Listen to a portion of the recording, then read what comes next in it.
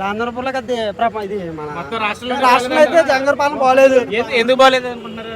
ఏం చేశారండి మంచి సంక్షేమ పథకాలు అన్ని ఇస్తున్నారు కదా అన్న, బోల్ పథకాలు మీ ఆటో వాళ్ళకి కూడా పథకాలు ఇస్తున్నారు కదా. ఎక్కడ ఈ పథకాలు ఈ వాహన మిత్ర లాంటివి ఏమిట్లేదు. దేనికి వేయాలి అసలు? మా ఆటోలకు 10,000 అవసరం లేదంటారు మీకు? అవసరం లేదు, ఎందుకంటే మేము కష్టపడుకుంటున్నాం. చంద్రబాబు అన్నప్పుడు మాకు ఇన్సూరెన్స్ 3,500 ఉండేది. ఇప్పుడు అదే ఇన్సూరెన్స్ దగ్గర 8,000 అయిపోయింది. ఎందుకు పెంచాడు? మాకు అదే ఇన్సూరెన్స్ తగ్గించచ్చు కదా మాకు. ఇంకానే అనవసరం ఇవన్నీ పథకాలు ఇవ్వడం. రామచంద్రపురం ఖచ్చితంగా తెలుగుదేశం వస్తుంది. తెలుగుదేశం ఖచ్చితంగా వస్తుంది. ఎందుకు అంత ధీమైంది రామచంద్రపురంలో? మరి ఆయన లోకల్ కదా, బోస్ గారు ఏమో లోకల్, ఈయనేమో నాన్ లోకల్ కదా, మరి ఆ ఫీలింగ్ ఏం గట్టిగా ఉండదా? లోకల్ నాన్ లోకల్ ఫీలింగ్ ఇదే బోస్ గారు మండపేటలో వెళ్ళి పోటీ చేశారు. అప్పుడు నాన్ లోకల్ ఫీలింగ్ లేదా?